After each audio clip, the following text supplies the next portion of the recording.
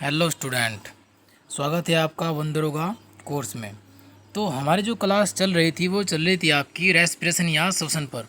तो आज का जो हमारा टॉपिक है नया वो है हमारा ह्यूमन रेस्पिरेटरी सिस्टम या मानव श्वसन तंत्र। तो कृपया वीडियो को धैर्यपूर्वक पूरा देखिएगा। मैं बीच में इस कोर्स में या आज के इस लेक्चर में मैं आपको बताऊंगा कि किस प्रकार से और कैसा क्वेश्चन यहाँ से बनता है। सिर्फ पॉइंट टू पॉइंट पढ़ना है, ठीक है। तो चलिए शुरू करते हैं आज का ह्यूमन रेस्पिरेटरी सिस्टम या मानव श्वसन तंत्र। तो जो मानव श्वसन तंत्र है हमारा, उसको हम दो तरह से पढ़ते हैं। एक तो आपका ऊपरी भाग और एक होता है आपका निचला भाग। जो ऊपरी भाग में हमारे कौन कौन से आपके अंग आते हैं, तो सबसे पहला आपका नासिका या नोज़, दूसरा आपका ग्रसनी, इसके बाद ग्रसनी, और तीसरा आपका कंठ या लिरिक्स, और आपका जो निचले भाग में जाते हैं आपके श्वास नली यानी ट्रैकिया, और पांचवा है आपका लंग्स या फेफड़े। तो इन सब चीज़ों को हमें एक एक करके यहाँ पर पढ़ना है। तो ऊपरी भाग में आपका नासिका, ग्रसनी, कंठ, उसके बाद आपका श्वास नली और लंग्स। इस प्रकार से होती हुई आपका श्वास यहाँ से यहाँ तक जाता है। कहाँ कहाँ पर क्या क्या प्रोसेस होता है और एक एक के बारे में हम बड़े विस्तार से पढ़ेंगे और एक एक जो फैक्ट है आपका उसको निकालते हुए चलेंगे। चलिए, तो सबसे पहले जो आपका श्वसन तंत्र में जो प्रमुख जो पहला अंग है वो है आपका नासिका। तो नासिका के बारे में या नाक के बारे में बात करते हैं। इसका फंक्शन क्या है, इसका कार्य क्या है? इसका कार्य है वायुमंडल से वायु का परिवहन करना। जो नाक का जो कार्य है वो वायु का परिवहन करना है। तो यहाँ पर आप इस इमेज में देख सकते हैं कि यहाँ पर ये नासिका है, ठीक है। तो इस नासिका में क्या होता है, यदि हम पहले फंक्शन की बात करूँ या पहले पॉइंट की बात करूँ, तो नासिका के जो बाहरी छोर पर जो आपका स्ट्रक्चर बनी होती है उसको बोलते हैं विस्टिबुल। क्या बोलते हैं उसको? विस्टिबुल बोलते हैं। वह दोहरी परत की एक स्ट्रक्चर होती है, दोहरी परत की एक संरचना होती है जो बाहरी तौर पर आपकी बनी होती है। इसके अंदर की साइड आपके बाल या हेयर होते हैं। अब यहाँ पर हेयर का या बाल का क्या कार्य होता है नाक के अंदर, तो होता है धूल कणों को रोकना। ये डस्ट रिमूवर का कार्य करते हैं। याद रखिएगा कि नासिका के बाहरी जो स्ट्रक्चर होता है उसको विस्टिबुल बोलते हैं। वो एक दोहरी परत की एक संरचना है, उसके अंदर की तरफ एक हेयर या बाल पाए जाते हैं। उन बालों का कार्य क्या है? धूल कणों को रोकना होता है। अब इसी नासिका के अंदर क्या होती है, एक श्लेष्मा ग्रंथि पाई जाती है। यहाँ पर एक श्लेष्मा ग्रंथि पाई जाती है। इस श्लेष्मा ग्रंथि से क्या है, एक श्लेष्मा निकलता है जिसको हम बोलते हैं कि नाक बहना, ठीक है। अधिक मात्रा में यदि श्लेष्मा निकलता है तो ये इसको बोलते हैं नाक बहना। इस श्लेष्मा क्या कार्य है? इसका कार्य है जो धूल के कण वायुमंडल से हमारी नासिका के अंदर गए हैं उनको वहीं पर रोक देना। एक प्रकार से ये फिल्ट्रेशन का कार्य करता है श्लेष्मा, ठीक है। जो आपका सी पॉइंट है नासिका के अंदर, जो आपका सी पॉइंट है वो है आपका घ्राण क्षेत्र। इसी के अंदर ऊपर की ओर एक घ्राण क्षेत्र पाया जाता है। ये घ्राण क्षेत्र आपका सीधा मस्तिष्क से जुड़ा होता है, ठीक है। इसका कार्य क्या है? इसका कार्य है वायुमंडल से चीज़ों को सूंघना या उसका पता लगाना। उनके जो उसकी सूंघने की जो शक्ति है वो घ्राण क्षेत्र से महसूस होती है। अब ये जो घ्राण क्षेत्र है या आपका घ्राण रीजन है वो किस में ज़्यादा होता है? यहाँ से क्वेश्चन पूछा था किसका बड़ा होता है, तो ये डॉग का जो घ्राण क्षेत्र बड़ा होता है किसकी अपेक्षा? ह्यूमन की अपेक्षा। और कौन सा? नासिका का यही भाग है जो कि मस्तिष्क से जुड़ा होता है, ठीक है। उसके बाद यहाँ पर इसी नासिका के अंदर एक अलग से क्षेत्र होता है, इसको बोलते हैं श्वसन क्षेत्र, ठीक है, जो कि रेस्पिरेशन में आपका इस्तेमाल होता है। इसका कार्य क्या है? इसका कार्य है वायु को गर्म करना। इसका काम क्या है? यहाँ पर वायु को गर्म करना, या कह सकते हैं कि यदि आप बाहर से ठंडी वायु अंदर लेते हैं तो उस वायु को आपके शरीर के टेम्परेचर के अनुसार उसको वहाँ तक गर्म करना। ज़्यादा नहीं, सिर्फ उतना कि जितना आपका शरीर का टेम्परेचर है। तो इस श्वसन क्षेत्र आपका नासिका के अंदर ही पाया जाता है, ठीक है।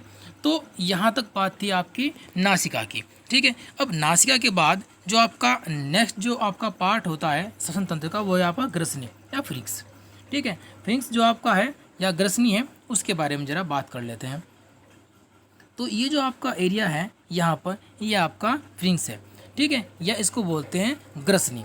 अब होता क्या है, ये यहाँ पर ये वाला एरिया, यहाँ सिर्फ एक क्वेश्चन आता है, यहाँ सिर्फ एक ही क्वेश्चन आता है। ये ग्रसनी वो भाग है जहाँ पर वायु मार्ग और आपका फूड पाइप वायु मार्ग और आपका फूड पाइप जहाँ से आपका भोजन जाता है वो एक दूसरे को क्रॉस करते हैं। देखिए होता क्या है, आपके जो गर्दन है, जो गला है, सामने की ओर जो आपको दिखाई देता है वो आपका वायु मार्ग है, और वायु मार्ग के पीछे की ओर आपका फूड पाइप है। तो क्वेश्चन ये आता है कि वायु मार्ग और आपका फूड पाइप किस स्थान पर या गले में किस स्थान पर एक दूसरे को क्रॉस करते हैं, तो वो ग्रसनी में एक दूसरे को क्रॉस करते हैं। यहाँ से सिर्फ एक ही क्वेश्चन बनेगा आपका। नासिका से आपके ये क्वेश्चन बनते हैं कि नासिका में आपका हेयर या बाल क्या कार्य है, तो धूल कणों को रोकना है। श्लेष्म ग्रंथि यहाँ पर पाई जाती है। घ्राण क्षेत्र यहाँ पर जो कि मस्तिष्क से जुड़ा होता है, जो घ्राण क्षेत्र है वो डॉग्स में बड़ा होता है, ह्यूमन में छोटा होता है। इसी नासिका के अंदर एक अलग से क्षेत्र होता है श्वसन क्षेत्र, कार्य गैस का वायु को गर्म करना। और दूसरा आपका जो पॉइंट है वो ग्रसनी है। ग्रसनी वो भाग है जहाँ पर वायु मार्ग और फूड पाइप एक दूसरे को क्रॉस करते हैं। क्लियर है? चलिए तो आगे बात करते हैं।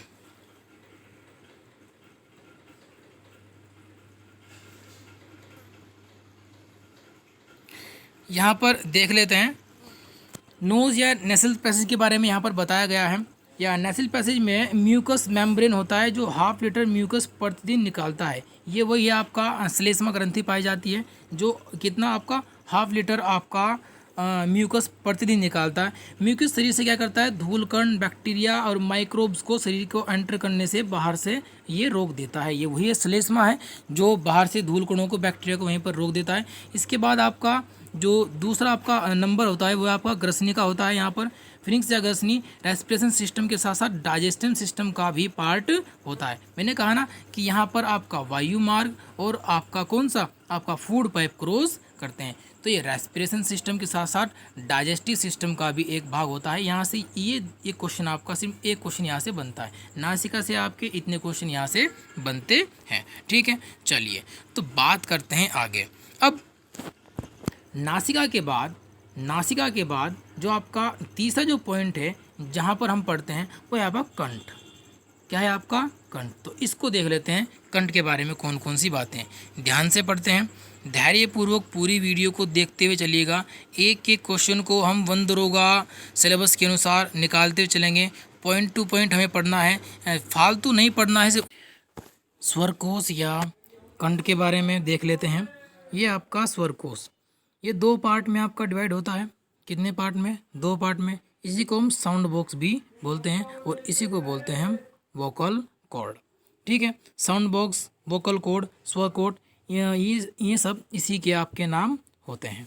ठीक है, साइज की बात करते हैं। जो यहाँ से क्वेश्चन आता है कि स्वर कोश का साइज कितना होता है, तो एवरेज या औसत रूप से इसका साइज होता है 20 mm इसका साइज होता है। लेकिन इसका जो साइज है वो मेल और फीमेल में दोनों में अलग अलग होता है। मेल की बात करें तो उसमें 20 mm इसका साइज होता है और फीमेल की बात करें तो इसका 15 mm इसका साइज होता है। और फीमेल की जो आवाज़ होती है वो हाई तारत्व के कारण, ठीक है, हाई पिच के कारण क्या होती है, पतली होती है। यदि साइज पूछता है कि स्वर कोश का साइज कितना है, इससे पहले पिछले एग्जामों में ये इसका साइज पूछा जा चुका है। तो मेल में इसका साइज 20 mm होता है और फीमेल में इसका साइज 15 mm होता है। और फीमेल की आवाज़ क्योंकि इसका साइज कम है इसलिए उनकी आवाज़ पतली होती है। कार्य क्या है इसका? कार्य इसका आवाज़ उत्पन्न करना। तो इतने पॉइंट आपके स्वर कोश के बारे में हैं। तो अगला जो आपका अंग होता है श्वसन तंत्र के अंतर्गत होता है आपका श्वास नली या ट्रैकिया। ठीक है, तो ये आपकी ट्रैकिया है। स्वर कोश के नीचे की ओर ये आपकी ट्रैकिया होती है। ट्रैकिया के चारों ओर कार्टिलेज का या उपास्थि वलय का एक प्रकार से ये जालसा होता है। ठीक है, उपास्थि वलय, ये उपास्थि वलय की बात करूं तो इनकी संरचना सी आकार की होती है। तो ट्रैकिया या श्वास नली, साइज, इसकी साइज की बात की, इसका साइज होता है 12.5 सेंटीमीटर लंबी ये आपकी श्वास नली होती है। ठीक है, यहाँ पर देख लीजिए उपास्थि।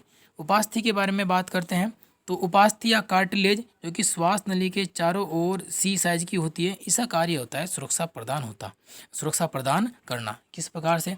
देखिए, कभी कभी हमें अपनी सांस रोक के रखनी पड़ती है तो इस पर दबाव पड़ता है, और कभी कभी जब हम दौड़ लगाते हैं तो हमें तेज़ी से सांस अंदर लेनी होती है। तो इसके चारों ओर जो उपास्थि वलय होते हैं वो इसको सुरक्षा प्रदान करते हैं। तो उपास्थि वलय का कार्टिलेज का कार्य क्या है? श्वास नली को सुरक्षा प्रदान करना। तो यहाँ से आपका एक पॉइंट बन जाता है।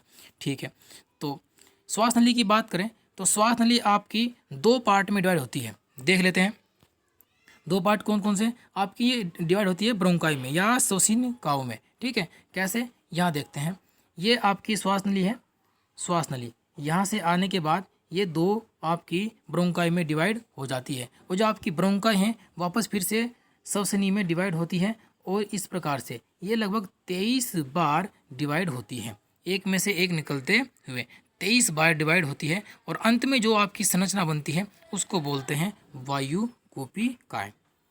क्या बोलते हैं इसको, एलोवाइल या वायुकूपिकाएं। ये वायुकूपिकाएं अंतिम संरचना है। इन वायुकूपिकाओं के द्वारा ही जो आपकी ऑक्सीजन है वो सिराओं में एंट्री करती है। ठीक है, तो ये थी श्वास नली के बारे में आपके पॉइंट है। साइज 12.5 सेंटीमीटर है, दो पार्ट में डिवाइड हो जाती हैं ये, इनको बोलते हैं, जिस पार्ट में डिवाइड इनको बोलते हैं ब्रोंकाई या श्वसनिकाएं। वापस श्वसनिकाएं आपकी श्वसनी में डिवाइड होती है, और श्वसनी के बाद जो अंतिम आपका पार्ट होता है आपकी वायुकूपिकाएं, जिनके द्वारा ऑक्सीजन का या गैसों का विनिमय आपका हो जाता है, किसमें, आपकी ब्लड में। ठीक है, उसके बाद जो आपका पार्ट आता है वो होते हैं लंग्स या फेफड़े, जिनको फुफ्फुस कहा जाता है। रंग, इनका रंग होता है गुलाबी, गुलाबी रंग के फेफड़े होते हैं। ठीक है, ये स्वस्थ मनुष्य के फेफड़े होते हैं। यदि हम बात करें जो स्मोक करते हैं तो उनके फेफड़ों का कलर जो आपका चेंज होता रहता है, किसी बीमारी के कारण भी। यदि इनकी आधारभूत इकाई की बात करूं तो फेफड़ों की आधारभूत इकाई है क्या, वायुकूपिकाएं। कितनी होती हैं, लगभग 30 करोड़ वायुकूपिकाएं इनमें पाई जाती है। कार्य क्या है, इनका कार्य है रक्त को शुद्ध करना। देखिए, आपको पता है कि जब हम श्वास लेते हैं तो श्वास लेने के दौरान वायु में अनेकों प्रकार की गैसें होती हैं, कार्बन डाइऑक्साइड भी होती है आपकी, और आपकी ऑक्सीजन भी होती है। तो वायुकूपिकाओं के द्वारा या फेफड़ों के द्वारा क्या होता है कि जो आपकी ऑक्सीजन होती है वो अंदर ले ली जाती है, किसमें, रक्त में, और कार्बन डाइऑक्साइड आपकी क्या, बाहर निकाल दी जाती है। तो एक प्रकार से जो ऑक्सीजन रहित ऑक्सीजन जिस रक्त में होता है वो उसको शुद्ध रक्त बोलते हैं, जिसमें कार्बन डाइऑक्साइड होता है उसको अशुद्ध रक्त बोलते हैं। तो इसका कार्य क्या हुआ, रक्त को शुद्ध करना भी इसका कार्य होता है। चलिए, तो फेफड़ों की यदि बात करते हैं तो जो आपका लेफ्ट साइड का नहीं, जो आपका राइट साइड का या दायां जो फेफड़ा होता है वो आपके बाएं फेफड़े से थोड़ा बड़ा होता है। ठीक है, यदि हम बात करें लेफ्ट फेफड़े की, ठीक है, तो लेफ्ट लंग्स की, तो थोड़ा छोटा होता है, किसकी अपेक्षा, आपके राइट साइड के फेफड़े की अपेक्षा। ठीक है, चलिए, तो यहाँ पर थोड़ी सी बात कर लेते हैं श्वसन दर के बारे में कि मनुष्य की श्वसन दर कितनी होती है। तो देखिए, मनुष्य की जो श्वसन दर होती है वो 12 से 16 प्रति मिनट होती है। कहीं कहीं पर आपको 12 से 14 मिल जाएगा, 12 से 18 भी मिल जाएगा। ठीक है, तो अलग अलग श्वसन दर होती है। औसत आपकी 12 से 16 आपकी पर मिनट की श्वसन दर होती है। अब बात करते हैं अमाउंट ऑफ एयर। एक बार में हम कितनी अमाउंट ऑफ एयर अंदर लेते हैं, तो लगभग एक श्वास में हम क्या होते हैं, 500 ml, कितनी, 500 ml जो एयर है वो अंदर ले ली जाती है। एक होती है आपकी रेजिडुअल वैल्यू। क्या होती है, देखिए, ये जो आपकी रेजिडुअल वैल्यू होती है वो होती है आपकी 1100 से 1200 ml पर एयर। ठीक है, 1100 से 1200 ml एयर होती है। क्या होता है ये, देखिए, आपको पता है कि कभी कभी हम अपनी सांस रोक करके रखते हैं, उस समय भी हमारे फेफड़े जो क्या करते हैं, हम अंदर जीवित रहते हैं, और हमें कहीं ना कहीं से ऑक्सीजन मिलती रहती है। जो हमें ऑक्सीजन मिल रही है वो फेफड़ों के अंदर रुकी हुई जो वायु है उसको बोलते हैं रेजिडुअल वॉल्यूम, या 1100 से 1200 ml होती है। जब ये खत्म हो जाती है तो मनुष्य मरने की कगार पर आ जाता है। यदि रेजिडुअल वॉल्यूम आपकी पूछा जाएगा वो कितना है, 1100 से 1200 ml। ये वो वायु है जो फेफड़ों में मौजूद रहती है जब हम अपने नाक मुंह को बंद कर लेते हैं। जब ये ख़त्म होती है तो उसके बाद मनुष्य मरने लगता है। ठीक है, अब बात करते हैं कि हमारे फेफड़ों की मैक्सिमम जो वॉल्यूम है वो कितनी होती है, हम एक बार में कितनी एयर अंदर ले सकते हैं, तो होती है आपकी 3000 ml। कितनी होती है, 3000 ml मैक्सिमम है। हम एक बार में जितना अधिक से अधिक श्वास खींच करके अंदर ले सकते हैं तो मैक्सिमम वैल्यू होती है 3000 ml। ठीक है, अब एक पॉइंट और है कि हम जब वायु को बाहर निकालते हैं, एक्सप्रेशन करते हैं, ठीक है, तो हम कितनी वायु बाहर निकालते हैं, तो 700 ml जो आपकी वायु है बाहर निकलती है। तो ये पॉइंट याद रखिएगा कि अमाउंट ऑफ एयर कितना है, आपकी 500 ml है। ठीक है, रेजिडुअल आपकी वॉल्यूम क्या हो गई, जो हमारे फेफड़ों में मौजूद होती है जब हम श्वास नहीं ले रहे होते हैं। ठीक है, मैक्सिमम वॉल्यूम कितनी हो सकती है हमारी, 3000 ml तक हम वायु को ले सकते हैं, उससे ज़्यादा नहीं ले सकते। ठीक है, चलिए, तो ये थी फेफड़ों के बारे में बातें। तो आगे और देख लेते हैं। यहाँ पर इमेज के माध्यम से। यहाँ वॉइस बॉक्स के बारे में समझाया गया है। लिरिक्स, जो आपकी लिरिक्स है या वॉइस बॉक्स है वो ग्रसनी तथा ट्रैकिया को जोड़ता है, जिसका मुख्य काम क्या है, साउंड प्रोड्यूस करना। तो इस पॉइंट क्या है, ग्रसनी तथा ट्रैकिया को जोड़ता है क्या, तो वॉइस बॉक्स जोड़ता है। इसको वोकल कॉर्ड भी बोलते हैं। लिरिक्स के प्रवेश द्वार पे एक पतली पत्ती लीफ के समान वॉल्व होता है, इसे क्या बोलते हैं, एपिग्लोटिस बोलते हैं। तो एपिग्लोटिस पाया जाता है कहाँ पर, वॉइस बॉक्स में पाया जाता है। जब भी कुछ निकलना होता है तो यह एपिग्लोटिस क्या करता है, ट्रैकिया के द्वार को बंद कर देता है, इससे फूड ट्रैकिया में एंटर नहीं कर पाता है। तो इन पॉइंट को आप याद कर लीजिएगा, ठीक है। चलिए, तो यहाँ पर हमने दिखाया कि जो आपके फेफड़े हैं उनके इंटरनल स्ट्रक्चर को यहाँ पर थोड़ा समझ लेते हैं। इससे पहले जो मैंने बताया था वायु कूपिकाएँ क्या होती हैं। तो देखिए, तो जो आपकी जो ग्रास नली होती है तो वो आपकी ब्रोंकाई में डिवाइड होती है। ब्रोंकाई के अंत में एक सैक लाइक स्ट्रक्चर होता है, इसे क्या बोलते हैं हम, कूपिका कहते हैं। इसी एलोवेल में गैसों का आदान प्रदान होता है। इंग्लिश में इसको एलोवेल बोलते हैं, हिंदी में इसको वायु कूपिका कहा जाता है। यहाँ पर वायु कूपिका की स्ट्रक्चर दिखाया गया है कि ये आपकी एक वायु कूपिका है। इसके चारों ओर सिराओं का एक जाल बिछा हुआ है इस प्रकार से। और होता क्या है कि यहाँ पर ब्लड वेसल्स हैं, ठीक है, आपकी रक्त सिराएँ हैं। रक्त सिराओं में वायु कूपिकाओं के द्वारा ऑक्सीजन आपकी यहाँ पर इन ऑक्सीजन का आदान प्रदान हो जाता है। तो वायु कूपिका क्या है, आपकी फेफड़ों की आपकी मुख्य इकाई होती है वायु कूपिका। इसको याद रखिएगा, महत्वपूर्ण पॉइंट है, ठीक है। यहाँ पर हमने देखो फेफड़े दिखाए गए हैं। यहाँ पर दिया है कि राइट जो लंग्स होता है वो लेफ्ट लंग्स के कंपेयर में क्या होता है, थोड़ा सा बड़ा होता है, ठीक है। यहाँ पर लंग्स को डिवाइड किया गया है। हमने बताया था कि ये जो आपका राइट जो आपका लंग्स होता है वो 3 पार्ट में डिवाइड है, आपका सुपीरियर लॉब्स, मिडिल लॉब्स और इन्फेरियर लॉब्स 1, 2 एंड 3। और जो आपका लेफ्ट लंग्स होता है वो आपका 2 पार्ट में डिवाइड होता है, 1 and 2, superior and inferior lobes होता है, ठीक है। तो ये सब चीज़ें थी यहाँ पर, ठीक है। यहाँ पर देखा गया है कि देखिए यहाँ पर ट्रैकिया है और ट्रैकिया के बाद ये आपकी 2 पार्ट में, या ये इनको प्राइमरी ब्रोंकाई के बोलते हैं, 2 पार्ट में डिवाइड होता है। ये आपका लेफ्ट लंग्स है और ये आपका राइट लंग्स होता है। तो जितने भी पॉइंट थे मैंने आपको डिस्कस कर दिए हैं, इन सब चीज़ों को याद रखिएगा। यहाँ से इतने ही क्वेश्चन आते हैं। श्वसन तंत्र आपका आज समाप्त हो गया है। बात करते हैं नेक्स्ट